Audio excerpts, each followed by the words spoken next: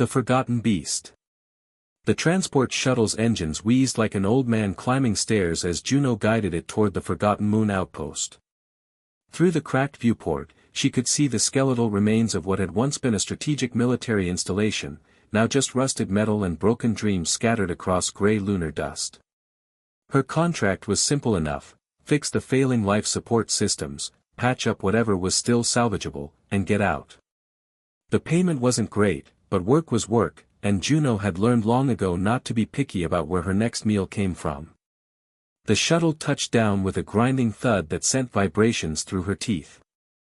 As she gathered her tools and stepped onto the airlock ramp, the first thing that hit her wasn't the sight of decay, it was the smell. Oil, rust, and something else. Something organic and wrong. The outpost stretched before her like a mechanical graveyard. Solar panels hung at broken angles, their surfaces clouded with decades of dust storms. The main habitat dome had a crack running down one side, sealed with what looked like military-grade patch foam that had seen better days. But it was the observation tower that caught her attention, a massive structure that loomed over everything else, its base wrapped in shadows. Juno shouldered her tool bag and started toward the main system's hub, her boots crunching on debris. The place felt dead, abandoned so thoroughly that even the scavengers had given up on it. She was halfway to the entrance when she saw the cables.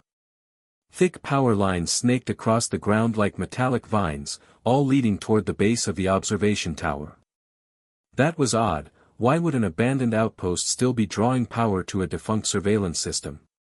She followed the cables with her eyes, tracing their path through the shadows until they disappeared into darkness beneath the tower's base. That's when she heard it. A sound so soft she almost missed it over the whisper of recycled air through broken vents. A breathing pattern that was too deep, too rhythmic to be machinery. Too large to be human. Juno froze, her hand instinctively moving to the plasma cutter on her belt. The breathing continued, steady and tired, coming from somewhere in those shadows beneath the tower. Against every instinct screaming at her to turn around and walk away, she took a step closer. The creature that lay chained in the darkness was nothing like she'd expected. It was massive, easily 3 times the size of any wolf she'd ever seen, with limbs that spoke of power even in their current wasted state. Its fur, which might have once been sleek and black, was now matted and gray with age and neglect. Most heartbreaking of all were its eyes. Once they might have glowed with predatory fire, but now they were dim coals that barely flickered when they turned toward her. The chains around its neck and limbs were military grade, designed to hold something far more dangerous than the broken creature before her. A water dish sat just out of reach, bone dry. There was no food bowl at all. Juno had seen plenty of broken machines in her time, but this wasn't metal and circuits lying forgotten in the dust. This was something that had once been alive, vibrant, possibly even magnificent. Now it was just waiting to die. The creature's eyes met hers for a moment, and she saw something there that made her chest tighten. Not wildness or rage, but a weary kind of resignation that spoke of years spent in hopeless captivity. Then it looked away, turning its massive head toward the gray sky visible through the tower's broken framework. Juno stood there for a long moment, tool bag forgotten on her shoulder, trying to process what she was seeing. Whatever this creature was, whoever had left it here, they'd meant for it to die slowly and alone. She turned away and walked back toward the main habitat, her mind spinning with questions she wasn't sure she wanted answered. But as she worked through the afternoon, testing circuits and replacing burned-out components, she couldn't shake the image of those tired eyes or the sound of that labored breathing. When evening came and she made her temporary camp in the cargo bay, Juno found herself staring up through a hole in the roof at the stars beyond. Somewhere in the darkness, that creature was still breathing, still waiting. Still alone. She'd come here to fix machines, not to get involved in whatever tragedy had played out in this forgotten place. But as sleep finally took her, Juno knew that tomorrow would bring more than just routine repairs. Building trust. The next morning brought no answers, only more questions and a decision that Juno couldn't quite explain to herself. Along with her tools, she packed something else, a sandwich made from the stale Terran bread in her emergency rations and the last of her processed meat strips. The creature hadn't moved since yesterday. It lay in exactly the same position, curled against the base of the tower like it had given up on everything including basic comfort. The water dish was still empty and still just out of reach. Juno approached slowly, stopping about 5 meters from the edge of the chain's reach. She unwrapped the sandwich and set it down on a piece of clean cloth, then backed away without saying a word. The creature's eyes followed her movements but its head never lifted from the ground. For the next 3 hours, Juno worked on a nearby valve assembly, humming tunelessly as she tightened bolts and replaced corroded fittings. She talked to herself the way she always did when working alone, commenting on the poor maintenance, wondering aloud about the original installation specifications, occasionally drifting into memories of her childhood colony and the way her mother's workshop always smelled like lemon-scented cleaning solvent. The creature never moved toward the food, but Juno caught it watching her when it thought she wasn't looking. Not with the calculating gaze of a predator sizing up prey, but with something that might have been curiosity. Or maybe just confusion at finding itself with unexpected company after years of solitude. When she packed up her tools that evening, the sandwich was still untouched. But the creature had shifted position, instead of being curled entirely away from her, it had moved maybe 2 inches closer to where she'd been working. 2 inches wasn't much, but it was something. The next day, she brought another sandwich and a small container of water. This time, she didn't just set them down and retreat. She sat cross-legged in the dust about 7 meters away and ate her own breakfast while working on a handheld diagnostic device. The creature watched her eat, and for the first time, Juno saw its nostrils flare slightly as it caught the scent of food. "Not very appetizing, I know," she said conversationally, not looking directly at it. "Military rations aren't exactly fine dining. But it beats starving, which I'm guessing you know something about." The creature's ear twitched at the sound of her voice. Just a small movement, but Juno had spent enough time around skittish machinery to recognize the signs of something starting to respond. This time, when she returned the next morning, the sandwich was gone. Only crumbs remained on the cloth, and the water container was completely empty. The creature was watching her approach with what might have been the beginning of interest rather than just resigned awareness. "There we go," Juno murmured, setting down fresh food and water. "I was starting to think you decided to spite yourself to death just to make a point." She was rewarded with something that might have been the ghost of a snort from the creature's direction. Over the following days, a routine developed. Juno would arrive with food and water, the creature would wait until she'd settled into her work before approaching the offerings, and gradually, very gradually, the invisible barrier between them began to shrink. The creature no longer turned away when she looked at it directly. Its eyes, while still dim, had begun to show flickers of something other than hopeless resignation. It was on the 6th day that Juno finally got a good look at the scars. The creature had stretched to reach the water dish, and as it did, its matted fur shifted to reveal patterns of old wounds across its flanks and shoulders. These weren't the random marks of battle or accident, they were too precise, too systematic. Some looked like they'd been made by surgical instruments. Others had the distinctive pattern of shock weapons.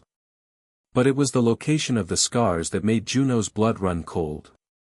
They were concentrated around what would have been vital control points, places where neural interfaces or behavioral modification devices might have been installed and later removed.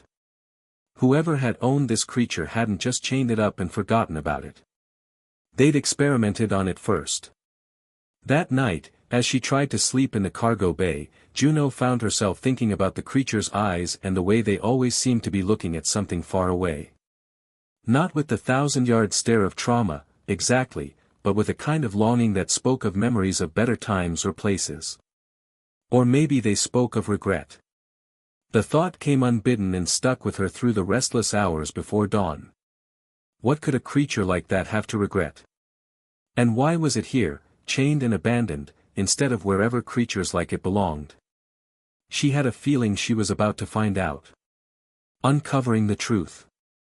The breakthrough came on the 7th day, not through trust-building or patient observation, but through pure accident. Juno was working on the outpost's main data terminal, trying to bring the communications array back online so she could file her progress report, when she accidentally triggered an archived security protocol. The screen flickered to life with a cascade of classified files, personnel records, tactical assessments, and something labeled biological asset management. Her finger hovered over the disconnect key. Whatever these files contained, they were well above her security clearance. The smart thing would be to shut down the terminal and pretend she'd never seen them. Instead, she opened the first file. What she found made her stomach turn. The creature chained beneath the tower wasn't just some exotic pet or captured alien predator. It was Mirang, designation Warwolf 7, one of 12 bioengineered combat units created for deep space warfare. The files contain detailed specifications: enhanced musculature providing 5 times normal lupin strength, sensory augmentation capable of tracking energy signatures across solar system distances, regenerative capabilities that could heal most injuries within hours. But it was the psychological profile that made Juno lean back in her chair, heart pounding. Unlike the other warwolves, Mirang had consistently scored high on empathy tests. The evaluators had noted this as a potential weakness but hadn't recommended termination. His tactical effectiveness was too valuable to waste. That had been their mistake. The incident report was buried under 17 layers of classification, marked with security codes that should have made it impossible for a civilian contractor to access. But whoever had abandoned this outpost had left the security protocols partially active, and Juno's repair work had accidentally triggered a cascade failure that dumped everything onto the local terminal. She read the report 3 times before she fully understood what she was seeing. The Battle of Maraxa 7 had been a rout. Terran forces were falling back in complete chaos when Command made a desperate decision to deploy the warwolf units against what intelligence claimed was a weapons depot hidden in the civilian refugee camps. The other 11 warwolves had carried out their orders without question, but Mirang had stopped at the entrance to the shelter and refused to move. The archived combat footage showed him standing over a group of terrified children and medical personnel, his pack circling behind him, waiting for him to step aside so they could complete their mission. Instead, he'd turned on his own pack members, fighting them off long enough for rescue ships to extract the civilians. Command's response had been swift and brutal. Mirang was declared defective, stripped of his designation, and sentenced to indefinite containment on this forgotten outpost. The official record stated that he'd suffered a critical malfunction during combat operations and was being held for study and potential reconditioning. The real record, buried in the classified files, told a different story. Mirang hadn't malfunctioned, he'd made a choice. When faced with orders to slaughter innocents, he'd chosen mercy over obedience. And for that choice, he'd been condemned to spend the rest of his life chained in the dark. Juno stared at the screen until her eyes burned, then slowly closed the files and shut down the terminal. Outside, she could hear the steady rhythm of Mirang's breathing, a sound that had become as familiar as her own heartbeat over the past week. 27 years. According to the timestamps, he'd been here for 27 years. More than a quarter of a century spent in solitary confinement, fed just enough to keep him alive but not enough to maintain his strength, left to contemplate the choice that had cost him everything. She walked outside on shaking legs and looked toward the observation tower. Mirang was lying in his usual position, but his eyes were open and focused on her with an intensity she hadn't seen before. As if he could sense that something had changed. "I know," she said softly, her voice carrying across the still air. "I know what you did." For the first time since she'd arrived, Mirang lifted his massive head and looked directly at her. Not with resignation or wariness, but with something that might have been recognition. As if he'd been waiting 27 years for someone to finally understand. Juno walked toward him slowly, her hand reaching for the plasma torch clipped to her belt. But not to use as a weapon, she had cutting to do, and not much time to do it. Because if the files were accurate, this outpost was scheduled for final decommissioning in less than a week. And Mirang was classified as equipment to be disposed of along with everything else. "I'm going to get you out of here," she said, kneeling just outside the reach of his chains. But first, I need you to trust me. Can you do that? The warwolf studied her face for a long moment, then slowly, deliberately, lowered his head in what could only be interpreted as a nod. It was the first time he'd made any gesture of communication, and it hit Juno harder than she'd expected. Someone had designed him to be a weapon, but underneath all that bioengineering and tactical conditioning, something essentially good had survived. Something worth saving. She just hoped she wasn't too late. Breaking the chains. The plasma torch cut through the first chain link with a shower of sparks that illuminated Mirang's face in flickering orange light. His eyes never left Juno's hands as she worked, but he remained perfectly still despite the heat and noise of the cutting process. "These restraints are military grade," Juno muttered, adjusting the torch's intensity. "Whoever put you here really didn't want you getting loose." She paused to wipe sweat from her forehead. "Lucky for you, I've had a lot of practice with impossible repairs." The work was slow and dangerous. Each chain link was reinforced with micromesh that had to be carefully burned away to avoid triggering the restraint system's shock protocols. One wrong move and both of them would get a lethal dose of electrical current. But Juno had spent her entire adult life working with systems that could kill her if she made a mistake, and her hands remained steady despite the adrenaline coursing through her veins. As the hours passed and more chains fell away, she began to see the full extent of what had been done to Mirang. The restraints weren't just holding him, they were slowly killing him. Neural inhibitors built into the collar had been suppressing his natural healing abilities, while the position of the chains had been calculated to cause maximum muscle atrophy over time. It was torture disguised as containment, designed to break him down slowly until he was too weak to be dangerous even if he somehow escaped. "How long since you've been able to move freely?"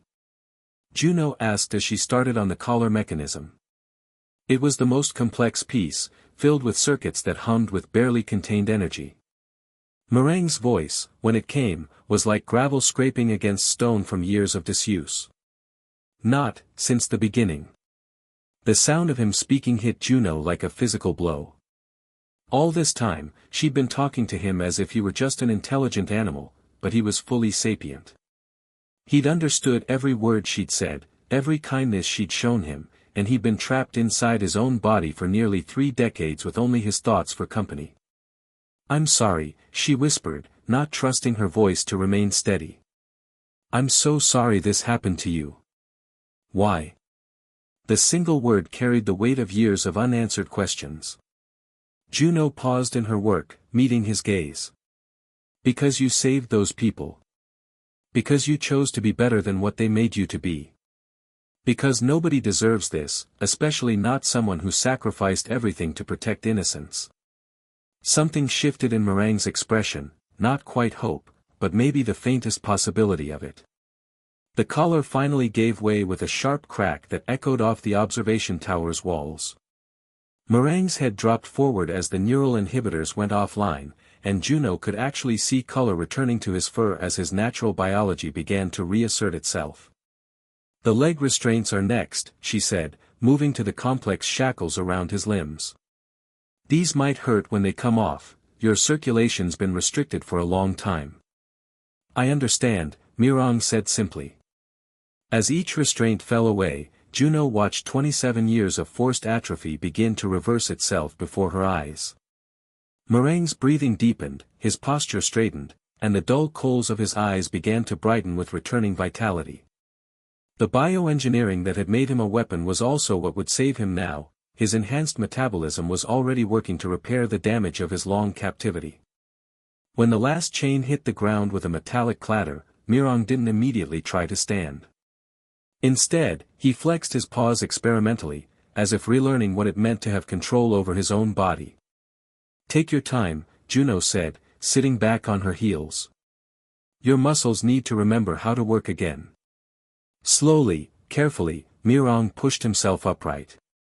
Even weakened by years of confinement, he was magnificent, standing nearly 8 feet tall at the shoulder, with a presence that spoke of power held in careful check. But it was his eyes that held Juno's attention. They were fully alive now, burning with intelligence and something that might have been gratitude. "Thank you," he said, his voice stronger now.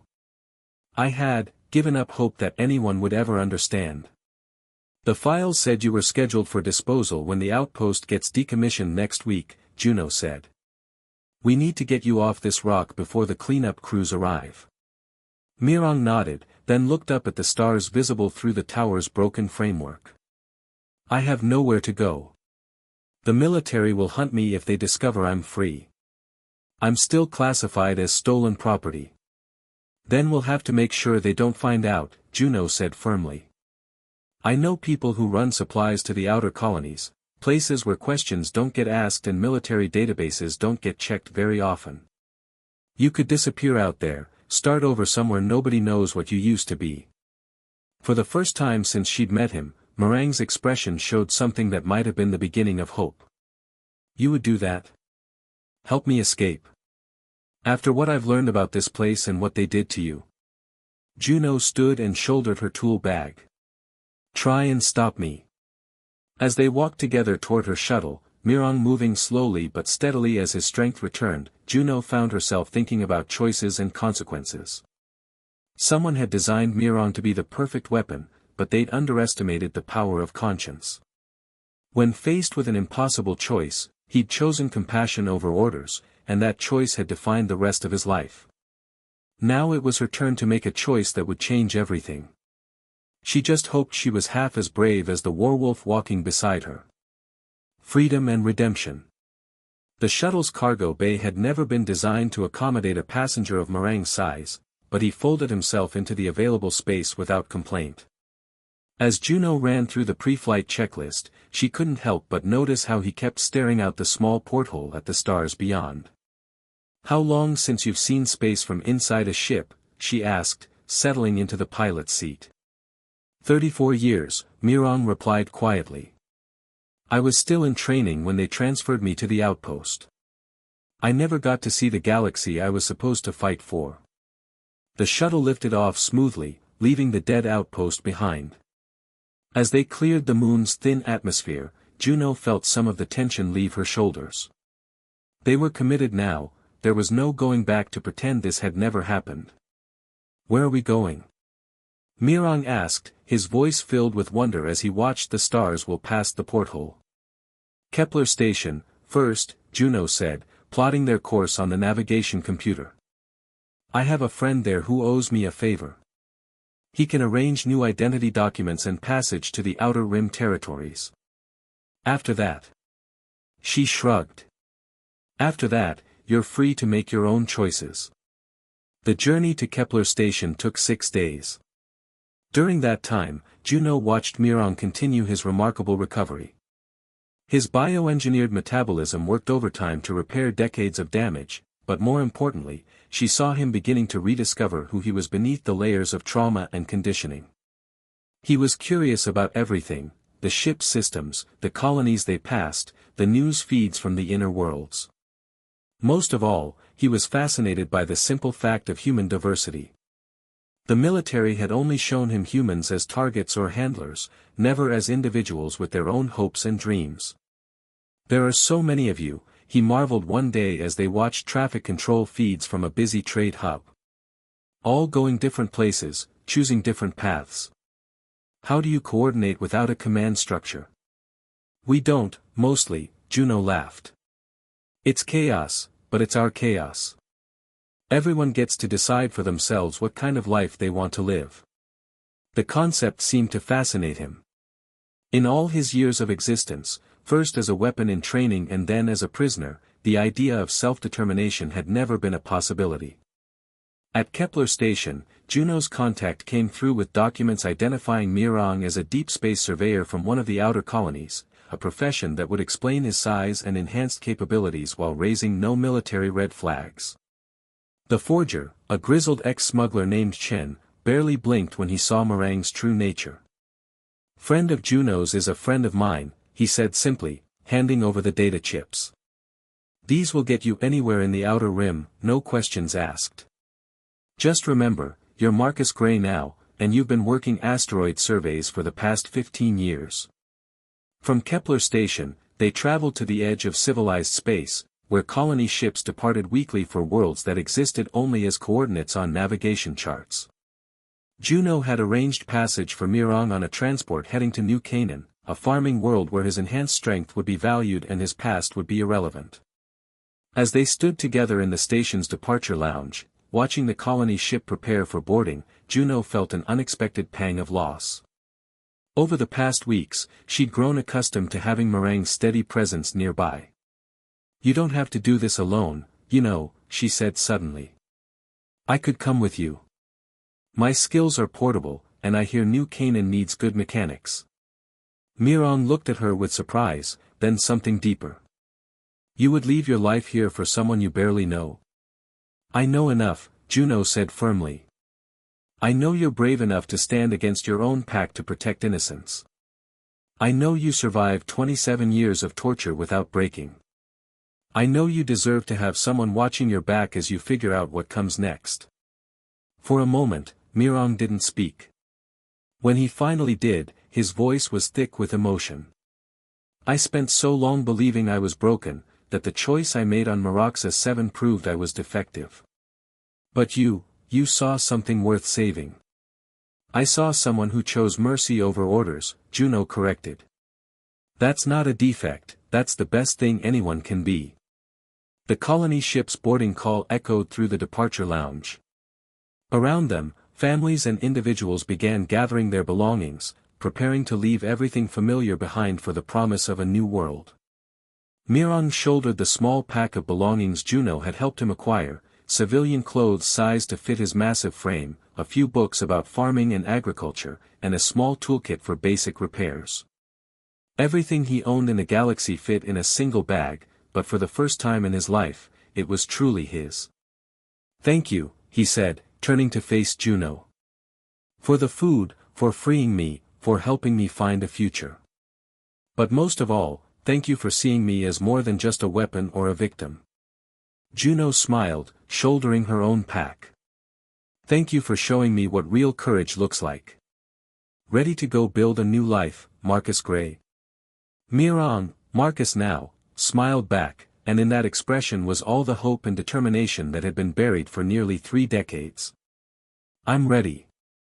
Together, they walked toward the boarding ramp of the colony ship, leaving behind the darkness of the past for the bright uncertainty of the future. Behind them, the Forgotten Moon outpost continued its slow orbit around a dying star, but it no longer held any prisoners. Sometimes the greatest victories weren't won on battlefields or recorded in history books. Sometimes they happened in quiet moments when someone chose to see the person behind the monster, when chains were broken not with violence but with compassion, and when freedom became not just an escape from the past but the first step toward redemption.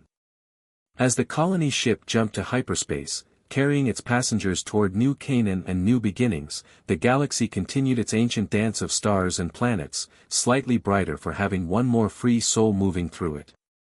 In the end, Mirang had been right to choose mercy over orders. He just had to wait 34 years to discover that someone else could see the wisdom in that choice. The end.